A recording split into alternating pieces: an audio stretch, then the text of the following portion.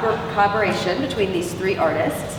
It started with a series of Allie's drawings that had to do with the drill and this underworld that she sent to Josh, who wrote poetry in response to the drawings. And then in a later iteration of this project, brought Harry in, who designed the book based on this collaborative relationship and hand-built each of these books. And there's a limited edition of 20 of these. And you might remember after we opened in March of 23, we had Allie and Josh. It was right after you had kind of fully realized the initial chapter of the rock cycle, and they did a performance reading of the piece where it was a call and response. We did that in April of 23, is that correct? Let me introduce Josh and Harry, though, before we get started. Josh Ascherman is a poet and artist based in Brooklyn, New York. His practice has often been concerned with detritus, things that accumulate by accident, things that are within reach and have no obvious use, or things that have been left behind as the concrete evidence of events. He has an MFA in poetry from Brooklyn College, where he was a recipient of the Truman Capote Foundation Fellowship. His work has been published by the Architrave Press and has been recognized with the American Academy of Poets and the Lloyd McKinn Garrison Prize by the Department of English at Harvard University. I'm sorry I butchered that. I haven't read it. I just keep printing it everywhere. Harry Cole is a visual artist currently based in Seattle, Washington, on the ancestral land of the Duwamish, Suquamish, and Stillaguamish and Muckleshoot people. Good. Working in painting, printmaking, and photography. His practice is concerned with the use of material investigation and framing devices to contemplate place, memory, and belonging. Cole received a BA with honors in art practice from Stanford University, where he was awarded the Barbara and Sandy Dornbush Award in painting. Thank you for being here. You've both traveled from all over the United States to be here, so thank you. I want to take a few minutes before we open it up to Q&A with the audience to really talk about this collaboration. You know, we spent some time with Josh and Allie last year before the book. When we were here last April, you said your dream was for this to become a book. So it's great to see that was realized. But I want to start by asking about creative collaboration and how this trickled through during the whole process. You know, Allie, there's a bit of trust that has to happen as you handed over a drawing, because it was my understanding that you did not give any context. You just sent the drawing and then Josh responded. So can you go through and talk about how it was kind of passed along and what elements of collaboration and trust were good? Yeah, I mean, I think for me, trust came from knowing Josh as a person and as an artist. I think when Josh and I met, we were interning at the same arts organization, and Josh very humbly in passing mentioned that he did poetry, and I then Googled him, went home and Googled him, and read his poetry, and it was just incredible. And after the internship, we didn't keep in touch. We weren't talking all the time, but I had done these drawings and I knew I wanted to do something more with them. And I was just thinking about people whose temperament and whose practice I really respected and resonated with, and Josh came to mind so clearly. So it was a little bit of a leap of faith to reach out and ask him to work together with me. But I think for me, the root of trust is really kind of like that artistic admiration and shared temperament too. One other thing that was interesting is that Allie didn't ask me to do something specific in response to the drawings, so there was a lot of room, over the course of our collaboration, to define what the relationship of the writing to the drawings would be. So this is not like she didn't say, can you write descriptions of these, or I want captions to go in X place next to Y drawing. She was more like, I have these drawings, I want to do something with them. I'm thinking about writing in relation to the drawings. Will you think about this with me? And so one thing I would say about the project generally is it has been a collaborative thinking process that has unfolded slowly over time. And I think one of the great things about it is that it brought Ali and I closer together. You did say we didn't keep in touch at all, but you forgot the time that we We did. were in Berlin and were true. rejected together from a very famous nightclub. That's true. But I blocked it out. yeah, me Yeah. too. But I think so after Ali sent me this suite of drawings, which you can see some of in the book if you take a look. I mean, I was moved by them immediately, but still didn't know exactly what I would do. So I think after that, I think we just sort of started talking about it, and I wrote this long form piece that I won't talk about too much because some of you have already heard us read from it, but I wrote this long form piece in sort of several bursts over the course of probably 8 to 12 months. Yeah. Harry? Well, I mean, I love Ali's work and I've known it for a long time. We went to undergrad together, and I think that, this investigation of place, which is, super important in her work, is something that I was, also wrestling with. And, your attachment to Bakersfield was, something that I was thinking about in my own work in relation to my mother growing up in Vaughn. So that, connection to place and investigation of that through abstraction was something that was, something that really connected us. And, it was amazing when you reached out to me about this project and said, hey, we've been, working on this, and we need someone to design a book in relation to this. Larry, I want to give you an opportunity to talk a little bit about more about your background and why Ali thought that you were the perfect fit to kind of finish this project. I think it is, this strong connection to place in both of our practices. And I think that, just looking through all of our statements, I think as well with Josh's practice, I think this idea of, detritus, things that are discarded, don't have a clear sense of value or use, is also, really important. And it's important to me. People had seen that in my work, and I felt that it was this really, happy connection between three people. Does anybody want to talk about the collaborative process and letting go? Were there any moments of disagreement or where you felt like something was precious but you decided that's what this is about, is that evolution that happens between each of you?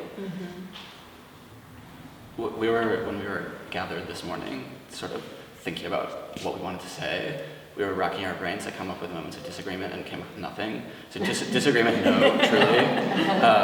But there were interesting moments where control changed hands. I mean, I wrote the writing, but at some point, Harry is the bookmaker and became very involved in the editorial process of rearranging the writing. So that was interesting. So the writing was rearranged?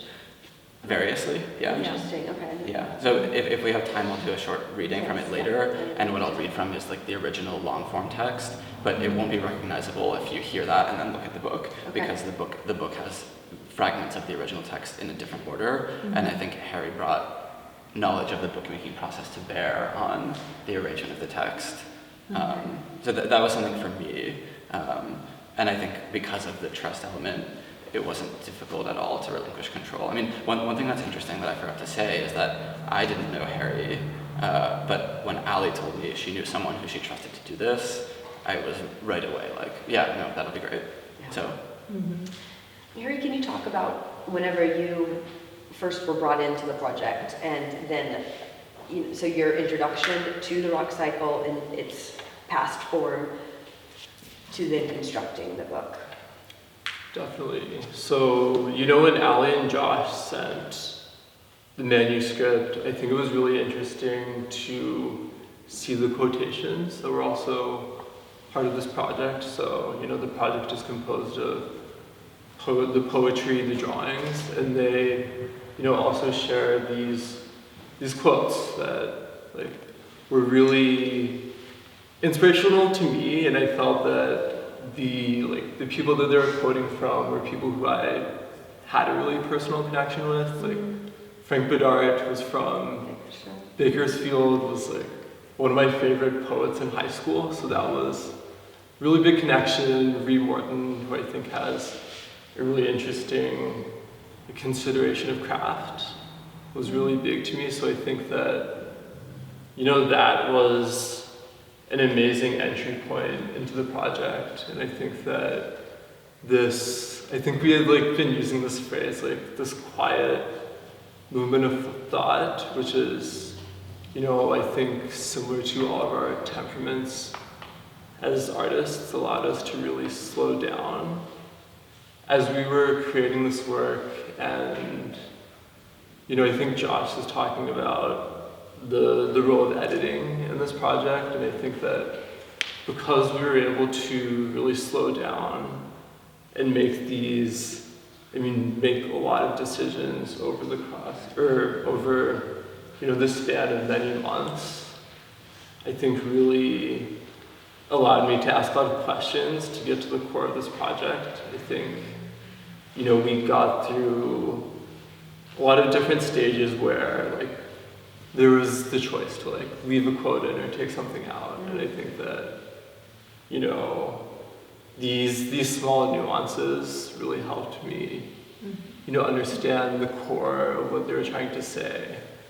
And once that was clear, I think, visually and materially, it all started to make sense. Yeah, and can you talk about what you learned and how it found itself into the final product? Design. Definitely, yeah. The space and the quietness. Well, I think that, the use of vellum was, super important, and I think that, also Josh's poems are very visual poems in a way that, made me think about Frank Bedard. So a lot of this process was about creating these compositions in a sense on the page, and I think that, again, because we had so much time to do it, and a lot of this process involved creating things, printing them out, sending them to California and New York. I think we could all kind of sit with the compositions and see, what was resonating. I think in terms of artistic trust with this, there was a moment where I printed all of these book covers on cloth and was sending them to Ali and Josh, and I think we had 4 or 5 slight variations on a pigment of gray. And I sent these, and I just knew that they were going to pick this one color that we went with. And I think that was also, another really surprising and amazing moment. Is there any things that Ali, has your relationship with the original drawings changed through the course of this project? I would say more so. What has been great is, and this is exactly what I hoped for, is that it would be generative. And I was just looking back through the book the other day, rereading some of Josh's text and looking at some of the pairings and visual design elements that Harry did in this book, and it gives me new ideas. It's so much fun. And that has been the great result of the trust and the letting go, is that when you let go, you let other people surprise you by doing what they do best, and then now I can look at this amazing work that Josh and Harry have created and kind of continue to be inspired by it. So in that way, the collaboration really never ends. It kind of just keeps going, and that's the amazing thing about the friendship that we have through this project. Yeah. Fantastic. We're going to do a reading at the end, but before we do that, are there any questions for Ashley? So like I said, and I won't give much preface, but this is from a longer form piece that became the fragments that are now in the book. About 8:36, a rush of petrichor, discarded wisps of corn husks, the deliciousness of boys in tank tops. Where were you during the heat wave? I called, I texted, I went down the street to get tilapia. Taken with the charms of sidewalks, I think they all have pieces that hang down underneath them, like the earth, heaven's pendant. Right here in Brooklyn, oyster shells are forming pearls as sand particles imbricate, building like eaves. I have the urge to keep track of time very exactly, to order a new clock that goes down to nano. In California, eucalyptus trees grow ambiguously skyward, like the chains I wrote about once, or the length of chain I traded for a bicycle. There is nothing so comfortable as a cocoon of chains. At 10:03, the timestamp idea starts to feel antiquated, like I think I'll give it up, and then choose to be surprised if it comes back again. Degrees and minutes are too non-specific, and I love to whisper the word render to myself again and again, until it sounds like a type of accident. Pencils are good for regular things, tessellated swirls, demonstrations of fragility, sometimes weapons I have forgotten the smell of. 10 a.m.'s abstraction is shrubs, chrome details on the motorbike, the notion of financial compensation in geologic time, or cowrie shells, or known cadences. Dichroic glass is barely science at all, but pendants of earth my mother wears. And I slept so poorly last night. It was 11:52. I was thinking about the dreams of jumping spiders. Now it's 12:56, but it's the next night already. I go through and apply brackets like handfuls of parsley, which means removal. Meanwhile, under the stony knolls in the cemetery down the street, the dead move down, and I'm thinking of this line by Charles Wright from a poem that I never really understood, Homage to Cézanne. The dead are a cadmium blue. The dead shift meanly in their graves, swirl like graphite weather. 129, I realize the images are devices. A device is like a promise. Puddles, opal, stone, forged, silver maple, daisy chains, galena, ores of lead chains, hematite, oxide of iron. Lines by Botticelli, like gates around swelling adipose fat, the baby who's going to gush out from the lines, as in, do you remember the movie Poltergeist? I do. They come from a place like this dust, television static, come bursting out, then expand slowly.